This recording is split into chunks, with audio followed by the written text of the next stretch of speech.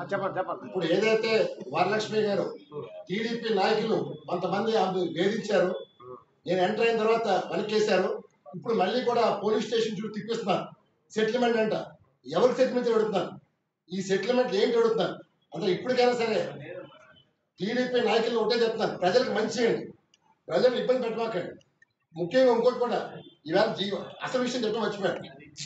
GVMC ఏవైతే ఇక్కడ ఎన్నికలై వాళ్ళ టీడీపీ నేరుగా గెలిచిందో నైతికంగా నేను అది టీడీపీ విజయం కాదని మనం చేస్తున్నాను. ఎందుకంటే ఇవాళ కార్పొరేట్లు ఎవరైతే వైసీపీ కార్పొరేట్లు ఉన్నారో వాళ్ళు టీడీపీలోకి రాలే, జనసేనలోకి వెళ్ళారు.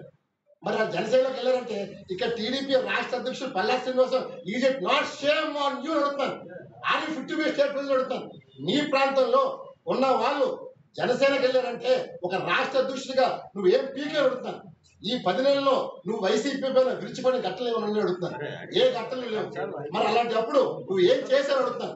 అలా your unfit to be state president చెప్పి మరోసారి తెలుగు శక్తి కొండగొట్టు చెప్తారు. అట్లా డిఫరెంట్ గా ఆయన తీసి వరకు తెలుగు శక్తి యుద్ధం ఆపమని చేస్తున్నారు. నడి రోడ్ సెంటర్లోన ఆయన కాంప్లెక్స్ వైసీపీ కూల్చినప్పుడు ఏమీ మాట్లాడలేదు. కాంప్లెక్స్ రాత్రి కూల్చారు. మరి ప్రభుత్వం మారిన తర్వాత గుడివాడ అమర్నాథ్ పంతులుగా మాట దగ్గర ఎటువంటి పర్మిషన్స్ లేకుండా కాంప్లెక్స్ కట్టి అడ్డంగా దొరికిపోతే ఎవరైనా సరే కాంప్లెక్స్ కోల్చాలని చూస్తారు. కానీ ఈ మహానుభావుడు సెటిల్మెంట్ చేసుకున్నాడు. అంటే ఏమి రాజనీతి అడుగుతుంది mister Palla Srinivas. I want explanation. Chandrababu Naidu గారు ఈయన అమర్నాథ్తో సెటిల్మెంట్ చేసుకొని అధికారులు నోటీస్ ఇప్పించి హైకోర్టుకి వెళ్ళి స్టే తెచ్చుకుని ఇలా పల్లా శ్రీనివాస్ వ్యవహరించారు. మనం గతంలో చూసాం, శారదాపీఠం ఫైల్ వెళ్తే ముఖ్యమంత్రి చామని దొరకొచ్చిందని చెప్పి మనం పేపర్లో టీవీలో చూసాం. దానికి ముఖ్య సూత్రధారుడు పల్లా శ్రీనివాస్ అని చెప్పి తెలుగుదేశం మనం చేస్తాం. అంటే ఈరోజు వైసీపీ వాళ్ళని కాపాడటం కోసం తెలుగుదేశం పార్టీ రాష్ట్ర అధ్యక్షుడు పనిచేస్తున్నారు. ఎంత సిగ్గుచేటిది. ఇవాళ మేము నాడు జగన్ పైన యుద్ధం చేసాం. రాష్ట్రాన్ని కాపాడుకోవాలని, ప్రజలను కాపాడుకోవాలని చెప్పి ఒక అల్లూరు సీతారాం లాగా, ఓ భగత్ సింగ్ లాగా, ఓ సుభాష్ చంద్రబోస్ లాగా, ఓ ఝాన్సీ లక్ష్మీబాయి లాగా, రాణి రుద్రదేవిగా మరియు సరైన నరసింహ స్ఫూర్తితో యుద్ధం చేసి నా తెలుగు జాతి గౌరవం కాపాడటం కోసం, చంద్రబాబు సీఎం చేయడం కోసం రాత్రంగా పగలనగా ఎండలుగా వానలుగా భయపడి యుద్ధం చేశాను. కానీ ఇవాళ ప్రభుత్వం వచ్చిన తర్వాత వీళ్ళు సిగ్గు లేక పక్క పార్టీ కుమ్ముకాస్తుంటే నన్ను కోబట్టంటారా? నేను ఒకటే డిమాండ్ చేస్తున్నాను తెలుగుదేశం పార్టీ నాయకులకి అందరికీ, రామ్ కోబట్ అని రుజువు చేయాలి. రుజువు చేయకపోతే నేను డెఫినెట్గా డిఫామేషన్ కేసు తెలుగుదేశం పార్టీ పైన సమావేశం చేస్తున్నాను. ఈరోజు ఈ అవమానం నాకు కాదు, ఇది తెలుగు జాతికి అవమానం.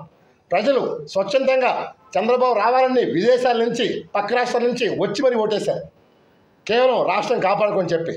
ఇవాళ అధికారం ఇచ్చిన తర్వాత మదం ఎక్కి పల్లా శ్రీనివాస్ వ్యవహరిస్తున్నారు. ఈరోజు పల్లా శ్రీనివాస్ గారు బేషత్గా నాకు క్షమాపణ చెప్పని తెలిసి డిమాండ్ చేస్తుంది. అలాగే చంద్రబాబు నాయుడు గారు ఆయన పైన అవినీతి ఆరోపణలు చాలా ఉన్నాయి. రేపు విశాఖపట్నం వచ్చినప్పుడు ఒక్కసారి గాజువాక్లో పర్యటించండి. గాజువాక్ గ్రీన్ సిటీలో ఒక మీటింగ్ ఏర్పరిచింది. మీరు రాత్రి 11 12 ప్రజలు స్వచ్ఛందంగా వస్తారు. ఎందుకంటే వీళ్ళు పీడిస్తున్నారు. ఒక రాక్షసి మాదిరిగా పల్లా శ్రీనివాస్ వర్గీయులు అక్కడ దోచుకుంటున్నారు. ప్రతి నెల మామూలు వసూలు చేస్తున్నారు. నా దగ్గర పూర్తి ఆధారాలు ఉన్నాయి. అందువల్ల నేను ఒకటే కోరుతున్నాను, నా ప్రజల్ని పీడిస్తే మాత్రం ఊరుకోను. అందువల్ల పల్లా శ్రీనివాస్ వైసీపీ కోవటం మొదలు చేస్తున్నాను. మరి ఇలాంటి వ్యక్తిని తెలుగుదేశం పార్టీ రాష్ట్ర అధ్యక్షుడిగా కొనసాగి హక్కులు మనం చేస్తున్నాను. ఇవాళ అలాగే ప్రసాద్ శ్రీనివాస్ గారు మొన్న ఒకటి ప్రెస్ నోటీస్ చేశారు. బీవీ రామ్ వార్డు మెంబర్గా కూడా గెలవలేడు, అలాంటి వాడు ఉత్తమ్ కుమార్ ప్రగల్భాలు పోతుందని చెప్పన్నారు. బ్రదర్ ప్రసాద్ శ్రీనివాస్, నేను రాజకీయాల్లోకి వస్తాననలేదు. ఒక్కసారి నేను ఎంటర్ అంటే నీలాంటి వాళ్ళు అందరూ తొక్కి పాడేస్తాను, అందులో డౌట్ లేదు. ఓకే, ఒక ఛాలెంజ్ చేసుకుందామా?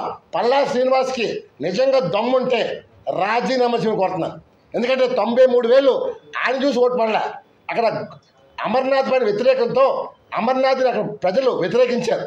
దాంతో యాంటీ ఓటింగ్ కొట్టారు. అండ్ వైసీపీ కూడా చంద్రబాబు ముఖ్యమంత్రి కావాలని చెప్పి కొట్టారు. అంతేకాని ఇక్కడ పల్లా శ్రీనివాస్ గొప్పదనం కాదు. నిజంగా పల్లా శ్రీనివాస్ నిన్ను చూసి ఓటు కొట్టుంటే నువ్వు పార్టీలు మారవు. 2009లో ప్రజాయుధం పార్టీకి వెళ్ళావు, ఓడిపోయావు. 2019లో పోటీ చేసే గాజువాకలో ఓడిపోయావు. కానీ గంటా శ్రీనివాసరావు లాంటి వాళ్ళు, అచ్చెన్నాయుడు లాంటి వాళ్ళు జగన్ గాలిలో, జగన్ హవాలో కూడా గెలుచుకొచ్చారు. మరి నీ నిజంగా అంత క్రేజ్ ఉంటే నువ్వు ఓడిపోకూడదు. ఓడిపోయామంటే నీకు ఎక్కడ మనం చేస్తాను. ఈరోజు నేను ఒకటే డిమాండ్ చేస్తున్నాను, పల్లా శ్రీనివాస్ రాజీనామా చేస్తే ఇండిపెండెంట్గా నువ్వు మళ్ళీ తెలుగుదేశం పైన పోటీ చేయి. నేను ఇండిపెండెంట్గా పోటీ చేస్తాను, నేనే చేస్తాను. ఇప్పుడు నేను నామినేషన్ వేసి అమెరికా వెళ్ళిపోతాను. నేను కనీసం ఓటర్ని టీంకి అడగను. ఈ దమ్ముని కొందడుతున్నాను. నువ్వు ప్రజలు మభ్య పెడతావో, డబ్బులు ఇచ్చుకుంటావో, మద్యం పంచుకుంటావో నీ ఇష్టం. నేను ప్రజల్ని ఓటు అడగను. మరి ఈ పందానికి సిద్ధమా ప్రసాద్ శ్రీనివాస్? నువ్వు వార్డు మెంబర్ అన్నావు. నా కుటుంబం రాజకీయ కుటుంబం, నీ పల్లా శ్రీనివాస్ కుటుంబం ఏంటి అడుగుతున్నాను. అంతా నీకు నిజంగా దమ్ముంటే నేను నామినేషన్ వేసి అమెరికా వెళ్ళిపోతాను, లేదా లండన్ వెళ్ళిపోతాను. నేను కనీసం ఓటు అడగను. కానీ మీ పల్లా శ్రీనివాస్ గెలవగలగా అడుగుతున్నాను. సో మీరు ఇవాళ తెలుగుదేశం పార్టీ సింబల్తో చంద్రబాబు ఫేస్తో మీరు గెలిచారు తప్ప మీకంటూ ఎటువంటి వాల్యూ లేదు. మనం చేస్తున్నాను. ఇవాళ తెలుగుదేశం పార్టీ సమాజమే దేవాలయం, ప్రజలే నా దేవులని చెప్పిన పార్టీ. ఇవాళ చెప్తున్నాను, బివి రామ్ ఎప్పుడు పార్టీని మారడు.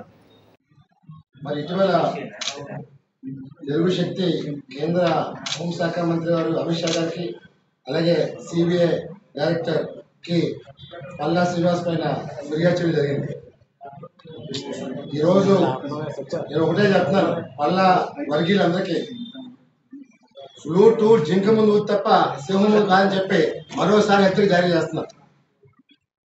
ఈరోజు బివి రామ్ ఎవరికే భయపడ్డు.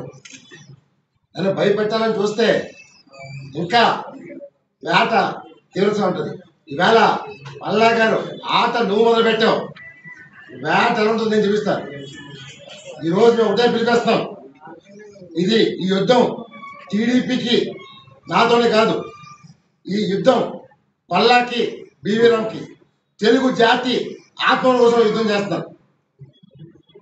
ఇవాళ టీడీపీ పార్టీ పుట్టిందే తెలుగుదేశం పార్టీ ఒక ఆత్మగౌరవంతో. ఈరోజు ఆత్మగౌరవం కించపరచాలని, అలాగే ఇవాళ అధికారం మారిన ఇంకా కార్పొరేటర్లు కొంతమంది ఇంకా పీడిస్తున్నారు. ఈమెని వరలక్ష్మి ఆమెని అక్కడ ఉన్న కార్పొరేటర్ అసలు అతనికి ఏంటి జీవీఎంసీ అబ్జెక్షన్ చెప్పాలి. ఒక కార్పొరేటర్ వచ్చి సెటిల్మెంట్ చేసుకోమంటున్నాడు. ఎవరో అడుగుతున్నాను. ఈరోజు మేము కోరేది ఒకటే, ప్రజల్ని భయభ్రాంతులు గురి చేస్తున్నారు. అంటే మేము రాజకీయ హోదాలో ఉన్నాం కదా, మేము ఏమైనా చేస్తాం అనుకుంటే తెలుగు శక్తి ఊరుకో మనం చేస్తాం. ఎందుకంటే మీరు ప్రజాప్రతినిధులుగా ఉన్నారు. కార్పొరేటర్ అయినా, ఎమ్మెల్యే అయినా, ఎంపీ అయినా మీరు ప్రజా సేవకులు. అంటే మీ భాషలో చెప్పాలంటే మగాడైతే ఒక పాలేరు పోస్టు, ఆడదైతే ఒక పనిమనిషి పోస్ట్ అన్న భావంతో పనిచేయాలి. ఇవాళ ఇది మరిచి మీరు ప్రజలకి విఐపీలు వస్తారు. ప్రజల విఐపీలు మీరు కాదు, మీరు వాళ్ళ సేవకులు. ఇవాళ చంద్రబాబు నాయుడు గారు కూడా నేను ముఖ్యమంత్రి కాదు, మీ సేవకులు చెప్తున్నారు. మీ అధినాయకుడు చెప్పిన మాట కూడా మీరు పాటించాలంటే ఏమో అర్థం కావట్లేదు.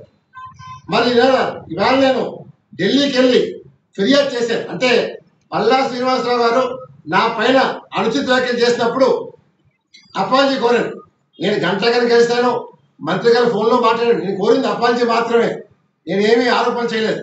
అతను అపాలజీ కాదు కదా, నా పైన లేనిపోయిన ప్రశ్నలు లిస్ట్ చేస్తూ రామ్ ఒక బ్లాక్మెయిల్ అని, తుచ్చా అని చెప్పి ఇలాంటి పదాలు వాడి రిలీజ్ చేశారు. నేను ఇది ఫిర్యాదు చేసిన తర్వాత మళ్ళీ రామ్ వైసీపీ కోవట్ అంట. మరి ఇదే వచ్చిందో అర్థం కావట్లేదు. మరి నేను జగన్తో ఎప్పుడు కలిసానో, లేకపోతే వైసీపీ దయాస్లో ఎప్పుడు కూర్చొని నాకు అర్థం కావట్లేదు.